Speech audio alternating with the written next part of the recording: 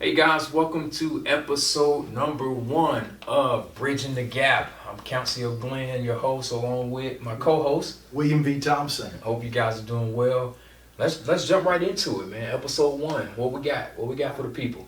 I want to talk about cash flow. Got it. We meet a lot of people who are talking about they want to build generational wealth, they want a better life, and they ask us, where's the starting point? And the starting point in my mind, whether to stop living payday to payday and or eliminate debt or build wealth, it all starts with a simple word called cash flow. Cash flow. Got it. So, what exactly is cash flow? Well, a couple of things, Council. I have learned over the years that cash flow, first of all, it's the rocket fuel. It's the rocket fuel. It's the main ingredient that a person needs to change their financial situation. Now, to try to quantify it, I'm going to give it to you in a very simple term. It's number one, taking your inflows. It's what a person is bringing in from any and all sources. That's number one. Okay.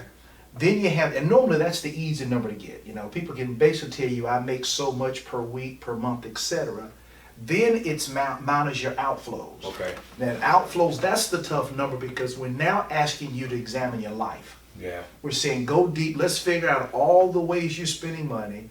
And when you do the simple math, the inflows minus the outflows, the difference is cash flow. And it is that number, that little number, sometimes there's a negative number getting started. It's that number that will radically change a person's life. Got you. So, what happens if that number is negative? Well, I think a couple of things you do. I don't care what you make or don't make, everybody has cash flow. Okay. Everybody has cash flow. And if that number is negative, what you really want to do is very simple. Number one, you want to go back and check your numbers. You just want to make sure that you get the properly inflow. Sometimes a person, if they're working a job, will use a gross income before taxes. And instead of net, that could be an adjustment. Or sometimes they could have too many outflows or expenses. So that's the first thing. Make sure your numbers are right. And then really what you have to do, which we're going to talk about later on in some of the episodes, is you're going to have to find a way to increase the inflows and or reduce the outflows. It's just that simple. And we're going to show them, some of those things today on how to do that too. Okay. Yeah. Cash flow at first, it was not a hard concept to grasp, Yeah. but that number that you spend was a little Yeah. different because some people I know they take the number that they want to spend. Yeah, you got it, man. I want to save this much. I want to put this much away for vacations. Yeah. As opposed to, hey, right now, this is where I'm at. This is what I'm spending money on. Eating out, Yeah. clothes, rent, utilities. The difference between where I want to be and where I am now. I think it's important to have both numbers. Yeah, you're right, man. You have to. Definitely the difference between the two was a stumbling block for me when figuring this up initially. It was. And whether you're doing it using an app, whether you're doing it Excel or pen and pencil, paper, it doesn't matter. It's a tough number. Because the thing I hear people constantly say is, but my bills change. My due power bill changes, my gas changes. But what you're trying to do is you're trying to put yourself within, here's the question. What do you need on a monthly basis to live an enjoyable and comfortable life? And I really like starting there versus income. Okay. Because what people will do sometimes, Count, is they will shrink their dreams to fit their income. And what I really want people to do is remember an enjoyable and comfortable life. So for example, right now I'm not concerned about what you make. Just forget about that. What we want people to focus in on is enjoyable and comfortable life for this season. Gotcha. And that's going to require basically about 4 major points. Okay. Let's do 3. Let's do 3. It's going to require your debt. How much are you spending monthly on a debt? And when I talk about a debt, I'm talking about those things that have an outstanding balance that one day you're going to pay off. It could be a mortgage. Okay. It could be a student loan. It could be a car. Okay, let's get a total on that. And that's pretty easy to get normally. It's an intimidating number, Yeah. but it's a pretty easy number to get. Then second of all, let's talk about what we call your living expenses. What do you and your spouse, if you're married, what do you all need on a monthly basis, whether it be to give to your local church, to pay rent, your water bill, your cell phone, etc. Get that number. That's the hard number. That's the hardest number. And then third of all, Count, you want to get life. What do you and CC need? Because you got to continue to date. You've been married how long now? 13 years. 13. I'm 37 years. But the point is, you got to continue to date her. You got to continue to dress up, get the haircuts, etc. That's called life. Right. So by the time I determine what the debt is per month, I determine what my living expenses are, that tough number, the toughest number, and the life. And you got 2 young boys, have a daughter in college. They need and want money. That's life. And once we put those 3 numbers together, that becomes the outflow, what we call the financial number. Got it. And it's important to have that number because what you can do then is compare it to your inflow, what you make a month, and see if you're falling short. Yeah. Now, if you're falling short, what steps can you take to I guess make those numbers agree? Okay, all right. Well, I'm going to tell you right now, we've been doing this for a while, consulting people of all generations. 90% of the people I talk to, when they come through the doors or we catch them online, whatever, they are about $500 a month short. Okay. So let me start with the inflows. Okay.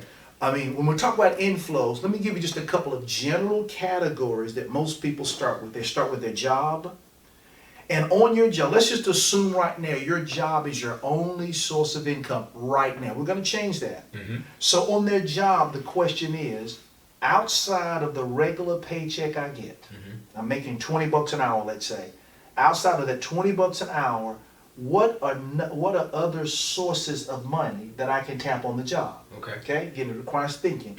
Well, I could tap overtime. That's a possibility. Yeah. I could tap incentives on the job.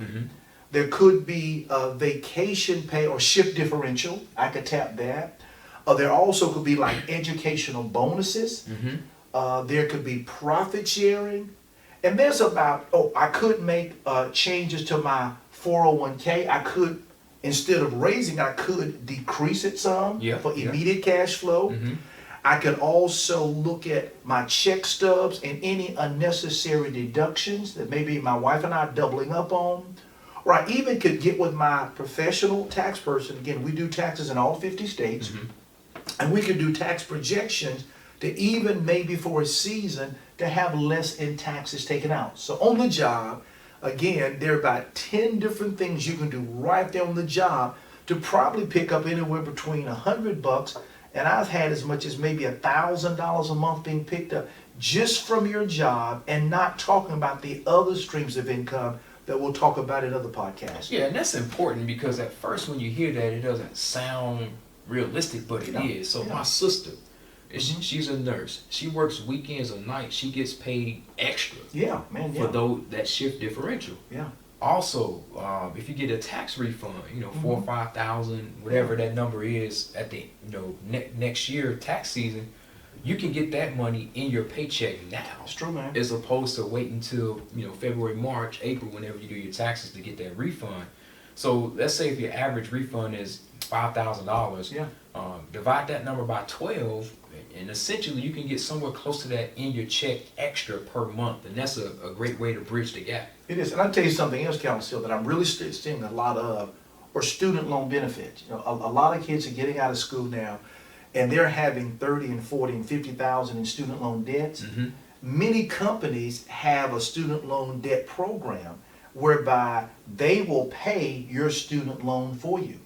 And sometimes in the interview of the process, you may not realize that's a benefit.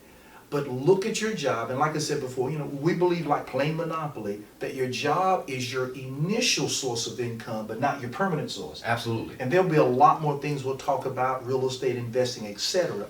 But it's amazing. I had one client that they discovered that their company would pay up to $400 a month. Wow. A month for student loans.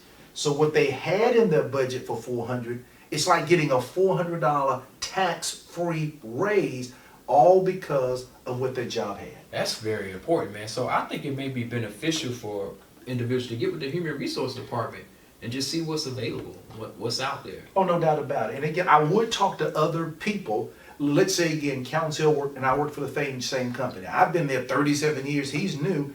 There may be some good advice I give him and some bad too, but it's good to talk to the old heads, make a few notes, and then even talk to the sources themselves to find out, and even read the policy books and all that they have. But do your research, because there's probably several $100s a month that your company offers, even like the educational bonus. You go on course, go online, take a course, get a certificate, we may pay you a $1,000 bonus and or give you a buck or two raise. I mean, it's those kind of benefits out there. Yeah, I agree. I know my father-in-law, he has certifications that he get, and every time he gets a new one, he gets a bonus or a raise or qualifies for a new position. So that's where the work comes in at. You know, we provide the information. Now it's on you to take the information, make it applicable to your individual situation. No doubt about it. So we got the inflows covered as far as coming from employment being your primary, not only primary source of income. Right. You want to hop on the outflows next? Outflow, okay. Remember we talked about the 3 basic outflows that you have to nail these. And like Council Hill said, guys, it's a challenge. Again, you can use an app all day long. It is a challenge. You can use a pen, paper, best pen in the world. It is a challenge because things are moving. But remember, you want to determine outflows. We call it your financial number. It's what you're going to need on a monthly basis to live an enjoyable and comfortable life. So here we go. Your debts. Again, your debts are those things that have an outstanding balance that will be paid off. Normally, you count your mortgage, you count your car payment, your student loans, your credit cards. You get a total. And don't worry about paying extra yet. Not yet. Let's get just the standard monthly amount. Gotcha. So let's assume, let's say I got some numbers here, Cal. Okay. Let's say for an example, that your inflows are $7,000. Inflows are 7. Okay. And I'm saying your outflows, let's say they're 5,500. I'll give you a cash flow. And of that 5,500, 2,500 may be my monthly debts. Okay. Another 2,700 may be my living expenses. Things like rent if I don't have a mortgage, could be my giving to my church or charity, it could be life insurance, car insurance, my groceries, my clothing, etc. So let's call that 2,700. So that's 47. And then let's say 800 is life. You and your spouse, if you're married, have said, we need $800 to get our hair done, to get our pedicures, to catch a movie, a ball game, a play, take the kids out for pizza, a laser tag, whatever. So when you do the math, that's 5,500. Now, is it going to be exactly that amount every month? No. But you control it, meaning that if I see my electricity bill is $100 more, then that means I want to go into my life and cut it by at least $100 because I really want to stay true to that 5,500 in my example. Because if 7's coming in and 55's going out, that's $1,500 a month positive cash flow. And remember, cash flow retires you and not your age. And it's the rocket fuel to get you to stop living payday to payday, to build your credit scores, to eradicate debt, and to begin to buy those assets on sale that will assist you in making money while you sleep. Yeah, that cash flow is very key because you can see that, oh man, I got an extra 1,500 and go blow it or spend it on something. It's easy to, you know, buy something that not necessarily you need at this time, but if you save that over a period of time, it gives you many opportunities to start doing the extra things. Yeah, let me give you a good example. Count and I both are big sports fans. I was reading an article about Shaquille O'Neal, and the article said when he got his first $1 million check, he said first of all he didn't know who that FICA guy was. You know, he said who in the is FICA because it took a big chunk. But he said he literally blew $1 million gross check in a day's time. Wow. And it's all because, one, he didn't have financial literacy. He had game, he had stamina, he had moves, he had a passion, but he didn't have financial literacy.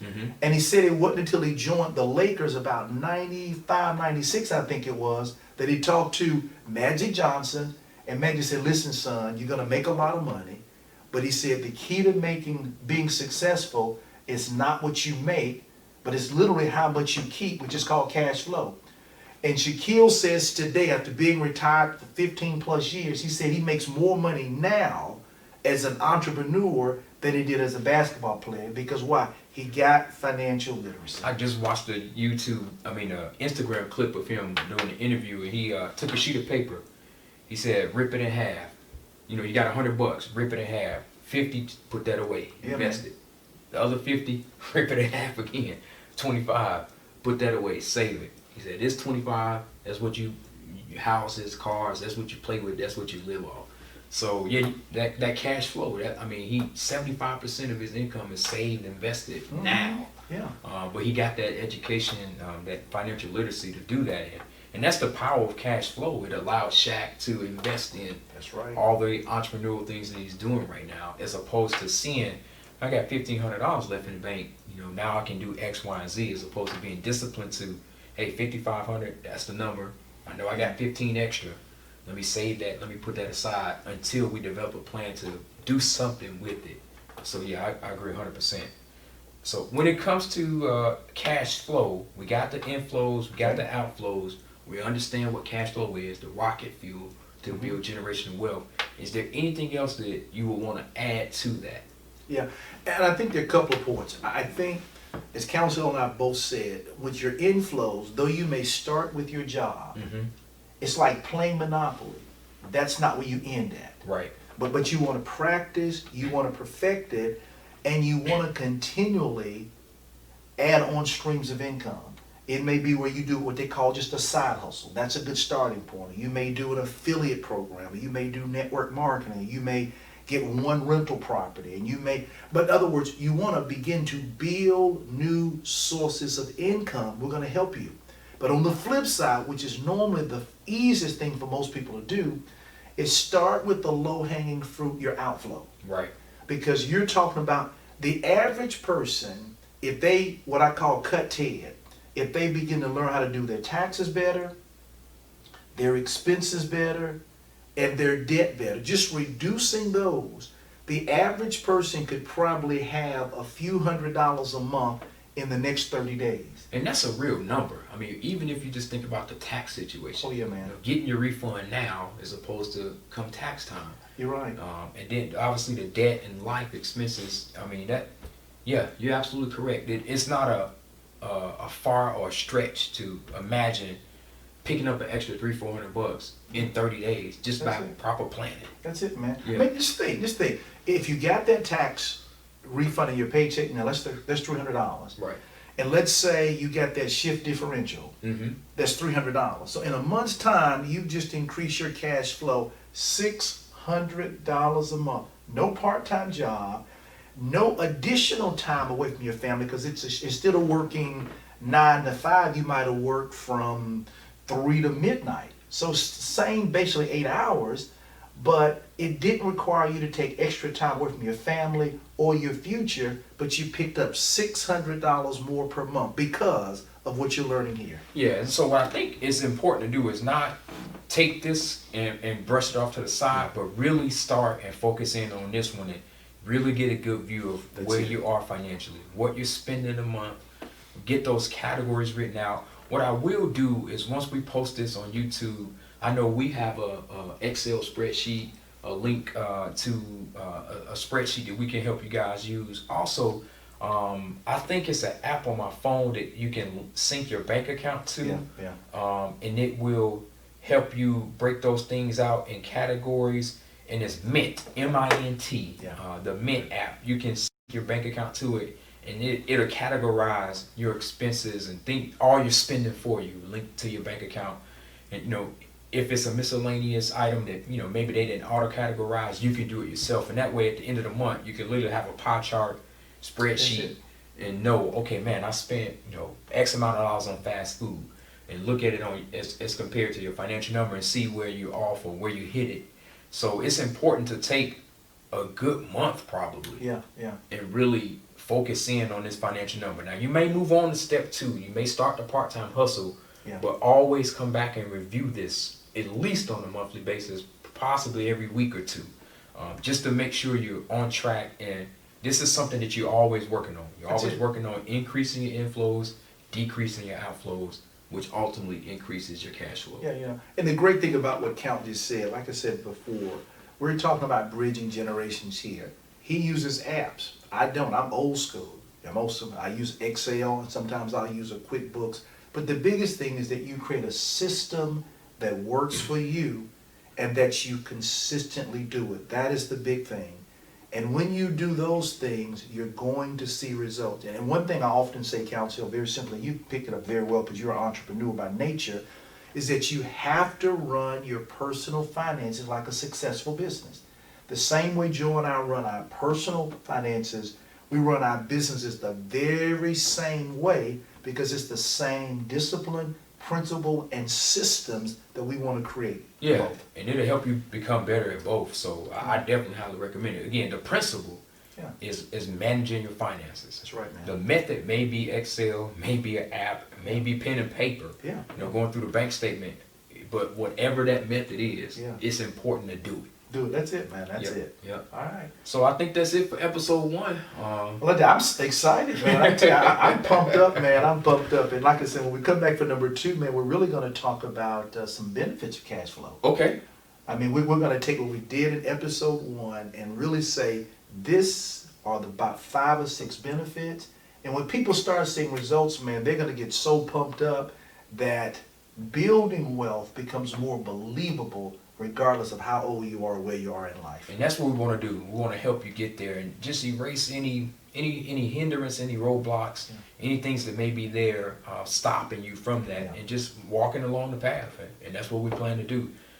So that's it for episode 1, man. Councilor Glenn here. Hey, William B. Thompson.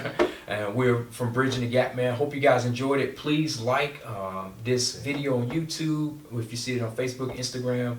Also, if you could subscribe to our YouTube channel so you can get notifications when we drop a next podcast, and share it with a friend or two.